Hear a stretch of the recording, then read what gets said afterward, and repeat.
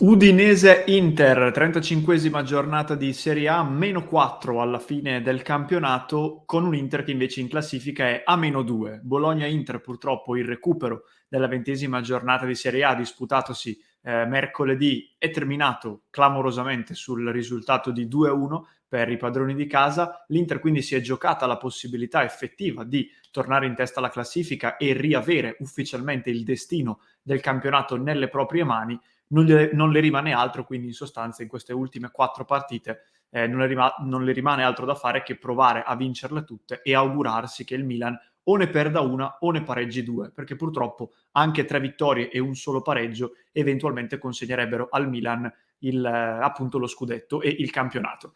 Pronti quindi per Udinese-Inter? Ben ritrovati amiche e amici di Passione Inter. Domani ore 18 alla Dacia Arena di Udine si disputerà Udinese-Inter, una partita molto molto difficile in questo episodio, poco dopo la fine della conferenza di Simone Inzaghi, dove ha dato qualche indicazione in vista di domani. Vedremo un po' le ultimissime sulle formazioni, come arrivano le due squadre e la preview della partita.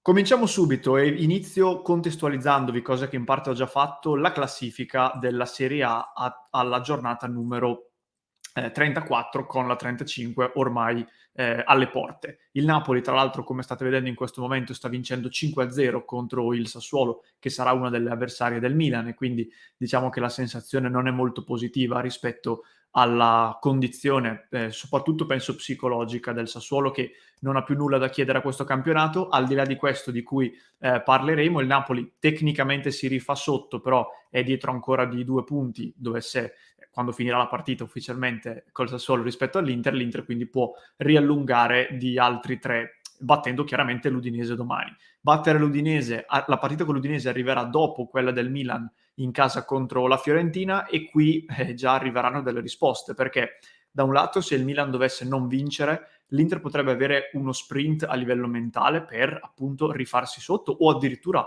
passare in testa qualora la non vittoria del Milan sia una sconfitta. Se invece il Milan dovesse battere la Fiorentina e allungare quindi a 5 punti di distanza, qui secondo me già si misurerà un aspetto mentale dell'Inter, che dovrà dimostrare, per quanto difficile, di tenere il passo e di crederci fino all'ultimo. Scendere in campo a Udine con la mente già impostata sull'idea che il Milan è andato in allungo e quindi sarà duro riprenderli, secondo me significherebbe rischiare davvero di non vincere, e allora sì, di buttare alle ortiche anche queste ultime partite di campionato. Vedremo come andrà la situazione di classifica, comunque è questa, con il Milan in netto vantaggio. Dove vedere Udinese-Inter? Partiamo dalle informazioni di servizio. Udinese-Inter sarà visibile in esclusiva su DAZN. Vi ricordo però che, come ad ogni partita, ci troverete live anche noi di Passione Inter sui nostri canali di YouTube e di Twitch a partire da 1 ora e 15 minuti prima del fischio d'inizio. Quindi la partita inizia alle ore 18, live di Passione Inter dalle ore 16:45. Quindi vi invito già, se non l'avete ancora fatto, a seguirci e ad iscrivervi ai nostri canali di YouTube e di Twitch, così ce la viviamo tutti insieme come sempre. Come arriva l'Udinese? Partiamo dai nostri avversari, nonché padroni di casa. L'Udinese, ragazzi, è una squadra attualmente in grande salute, in una condizione psicofisica ottimale. In casa, in particolare, anche storicamente, per l'Inter, ma in generale è un osso davvero duro, e ci sono alcuni dati riferiti al mese di aprile che sta per concludersi, che ci devono mantenere un pochino in allarme. L'Udinese, insieme all'Inter, quindi anche noi spicchiamo in questa classifica, è la squadra che ha la media punti più alta ottenuta nel mese di aprile. L'Inter ha una media di 2.4, l'Udinese 2.2, quindi si avvicina molto a una squadra che di fatto è ai vertici della Serie A. 6 partite disputate, 4 vittorie, un pareggio e una sconfitta per gli uomini di Cioffi, media gol di 2.8 segnati nel mese di aprile, quindi anche a livello di gol realizzati l'Udinese ha dato segnali incoraggianti da questo punto di vista, nonostante l'assenza, ma fra poco ci torniamo, di Beto, che è un po' il leader offensivo della squadra. Quindi l'Udinese arriva in un'ottima condizione e arriva non avendo praticamente più nulla da chiedere a livello di classifica, condizione che però non necessariamente è svantaggiosa, perché le squadre che comunque non hanno più nulla da chiedere o fanno la fine del Sassuolo, che come vi dicevo nel momento in cui sto registrando sta perdendo 5-0 contro il Napoli, oppure giocano molto più spensierate, molto più serene, e questo abbinato ad una condizione fisica ottimale ti può portare a ottenere degli ottimi risultati. Veniamo all'Inter, però, che è quello che ci interessa di più. L'Inter ha dei dubbi di formazione, dovuti in parte a delle indisponibilità per squalifica, in particolare una su cui fra poco vado, e soprattutto dovute a degli infortuni. Simone Inzaghi ha parlato in conferenza e ha dato delle novità molto importanti. Partiamo dagli indisponibili sicuri, che sono Hakan Çalhanoğlu, squalificato, era diffidato ed è stato ammonito contro il Bologna, Alessandro Bastoni, il secondo sicuro indisponibile, di cui Inzaghi ha anche specificato: speriamo di poterlo recuperare per la finale di Coppa Italia. E quindi la finale di Coppa Italia si gioca tra una decina di giorni circa, quindi purtroppo non ce lo avremo a Bastoni nemmeno per la gara contro l'Empoli di venerdì prossimo. Rientrano invece fra i disponibili, e questa è una grande notizia, Robin Gosens, Arturo Vidal e Felipe Caicedo. Io mi concentrerei in particolare su Vidal, ragazzi, perché non avendo Çalhanoğlu, so che Vidal non scalda i cuori di molti, però sinceramente fra lui, Gagliardini e Vecino mi sento molto più tranquillo a pensare che Çalhanoğlu verrà sostituito da Vidal. Quindi domani, a meno di novità dell'ultima ora, dovrebbe partire dal primo minuto il cileno. Veniamo però al nodo, alla vera questione che tutti voi sicuramente starete aspettando, la questione del portiere. Inzaghi è stato interpellato sul tema, gli hanno chiesto come sta Handanovic ed eventualmente chi metterebbe in campo se non dovesse farcela fra Cordaz e Radu. Inzaghi è stato chiaro, ha detto: Handanovic ha avuto un problema piuttosto serio nel pre-partita di Bologna-Inter e non è stato in grado di scendere in campo. Attualmente sembra essere migliorato, ma non è ancora al 100%, perché questo problema che ha avuto gli crea delle difficoltà nei tuffi e quindi anche nei movimenti basilari del portiere, al di là delle battute che possono venirci in mente sul discorso delle parate laser, ma non apriamo il capitolo. Per quanto riguarda la partita quindi di domani, si deciderà domani mattina, diceva Simone Inzaghi, la squadra avrà un risveglio muscolare, lì si capirà se Handanovic sarà disponibile, altrimenti, notizia importante data da Inzaghi, in campo scenderà ancora Ionut Radu. Inzaghi in particolare ha detto: altrimenti sicuramente giocherà Radu, ha la mia totale fiducia, è un ottimo portiere che si è sempre messo a disposizione nonostante abbia giocato poco. Poi tra l'altro ha anche aggiunto una cosa curiosa, ha detto: io non sono per l'alternanza dei portieri, non ho pensato fosse necessario fargli fare qualche partita in più, perché un giornalista gli aveva chiesto: ma non era forse il caso di farlo giocare un po' di più durante l'anno? E lui ha risposto in questa maniera, ve lo dico come curiosità, insomma. Quindi sostanzialmente cosa ci aspettiamo?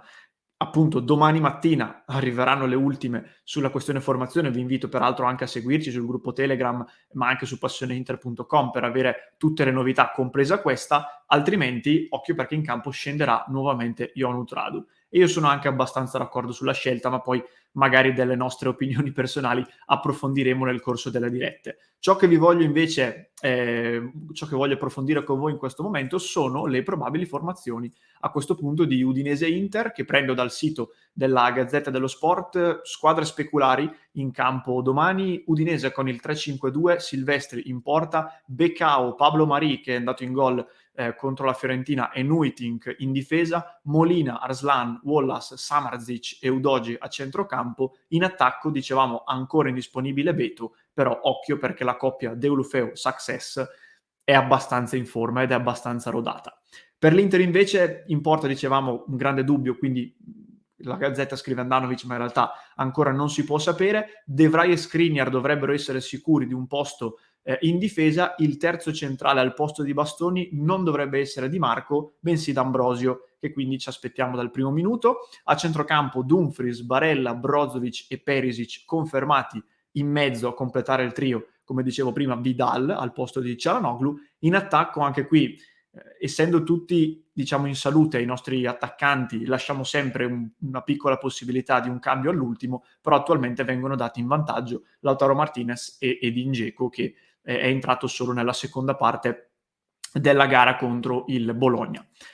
Queste sono quindi le probabili formazioni. Vi do una piccola preview della partita rispetto anche alla situazione dell'Udinese, perché dicevamo mi aspetto una partita molto molto dura. Io l'ho ripetuto più volte e lo dico un'ultima volta. Prima della partita con la Roma avevo parlato diverse volte di una settimana cruciale perché l'Inter avrebbe affrontato le tre tra le squadre più in forma attualmente in Serie A, la Roma, il Bologna e l'Udinese. Io avevo parlato addirittura di 7 punti su 9 come bottino accettabile. Vincere a Udine, che è difficilissimo, ti porterebbe a 6. Quindi diciamo che i miei timori pre questo trittico di partite si sono più o meno confermati. Il problema dell'Udinese, dicevamo, è che è una squadra in grande salute dal punto di vista psicologico e fisico, e quindi temo che sia uno scoglio molto importante da superare, assolutamente non scontato.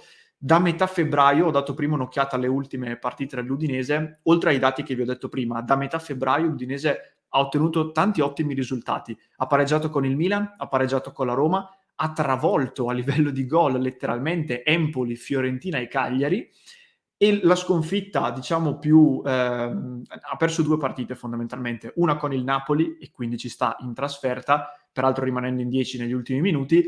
La vera grande delusione, tra virgolette, è stata la sconfitta interna con la Salernitana di qualche settimana fa, che però di fatto è un inciampo, perché poi a livello di trend l'Udinese sta andando molto bene, e devo dire che non pensavo che Cioffi potesse migliorare addirittura il rendimento di Gotti, che secondo me negli anni era stato molto importante.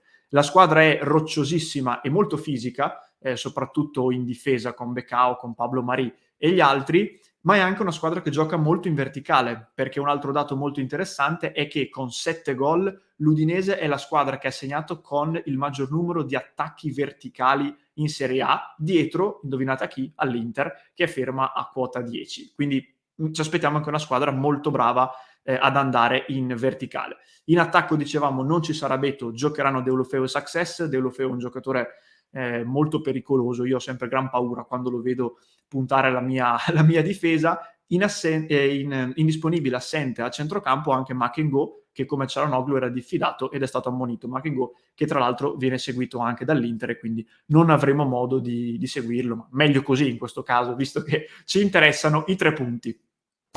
Fatemi sapere allora, ragazzi, cosa ne pensate. Ho cercato di darvi una preview della partita con anche le ultime novità sulle formazioni. Vi chiedo, se siete arrivati fino a questo punto dell'episodio, di lasciarmi l'emoji del pallone, come ogni volta in cui parliamo di partite pronte ad essere cominciate, e se volete lasciatemi anche un pronostico sul match, così poi vediamo a posteriori chi ci ha azzeccato e chi no. Fatemi sapere cosa ne pensate anche a livello di formazione, sul tema portiere soprattutto, sono curioso di leggervi. Vi ricordo di iscrivervi al canale se ancora non l'avete fatto, così non vi perdete tutti i nostri contenuti e la diretta di domani, mi raccomando, ore 16:45 puntuali. E poi vi ricordo che potete anche sostenere il nostro progetto se vi piace il nostro modo di trattare tutte le tematiche di Casa Inter, o abbonandovi direttamente sul canale YouTube, oppure facendo un salto su passioneinter.club ed entrando a far parte del club di Passione Inter, una delle community riservate più grandi nel mondo Inter. Vi aspettiamo quindi domani in diretta, lasciateci anche un mi piace a questo contenuto